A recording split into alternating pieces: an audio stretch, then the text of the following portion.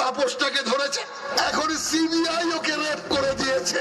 তৃণমূল সাংসদ তাপস পালের কথা ধার করে তাকে আক্রমণ করতে গিয়ে এবার বিতর্কে জড়ালেন বিজেপি নেতা রাহুল সিংহ। রবিবার উলুবেড়িয়ার বাণী ভবনে বিজেপির সভায় এই মন্তব্য করেন বিজেপির প্রাক্তন রাজ্য সভাপতি, যা অনেককেই মনে করিয়ে দিয়েছে 2014 সালে কৃষ্ণনগরের তৃণমূল সাংসদের সেই বেনজির হুমকির কথা।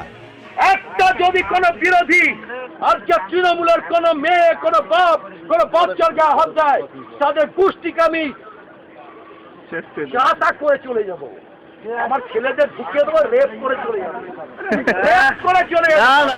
এই মন্তব্যের রেশ টেনে রবিবার দলীয় সভা থেকে তাপস পালকে খোঁচা দেওয়ার চেষ্টা করেন রাহুল সিংহ।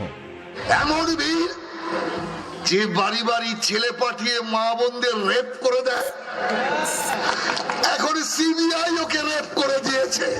কিন্তু ধর্ষণের মতো ঘৃণ্য অপরাধের হুমকি দিয়েছিলেন বলেই তো তাপস পালের বিরুদ্ধে নিন্দার ঝড় উঠেছিল। তাহলে সেই একই উপমা কি করে ব্যবহার করেন রাজ্য বিজেপির সেই শীর্ষ নেতা? কেন যে কাউকে শায়েস্তা করার একটা উপমা হিসাবে রেপ করানোর কথাটা মনে আসে, বিশেষত পুরুষ মানুষদের, সেটা আমার সত্যি খুব প্রশ্ন লাগে। এই ধরনের উপমা তারা ব্যবহার করবেন না, এটা প্রচণ্ড নিন্দনীয়। এই মনোভাবটাই একটা প্রচণ্ড নিন্দনীয় মনোভাব।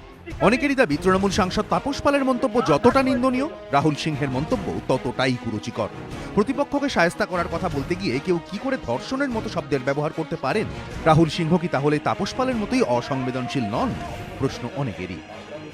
রাজনৈতিক দলগুলি বিপক্ষ দলকে অপদস্থ করবার জন্যে এই রেপকে একটি কৌশল হিসেবে ব্যবহার করছে।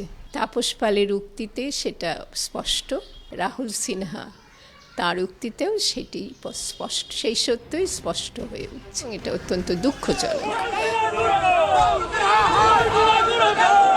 এই প্রেক্ষাপটে সোমবার উত্তরপাড়ায় এক দলীয় নেত্রীর সঙ্গে দেখা করতে গিয়ে তৃণমূল কর্মীদের বিক্ষোভের মুখে পড়েন রাহুল সিংহ। তার গাড়ি ঘিরে ধরে বিক্ষোভ দেখান শাসক দলের কর্মীরা। শেষমেশ রাহুল সিংহ নিরাপত্তা রক্ষীরা গাড়ি থেকে নেমে ভিড় হটিয়ে গাড়ি বের করে নিয়ে যায়। এবিপি আনন্দ।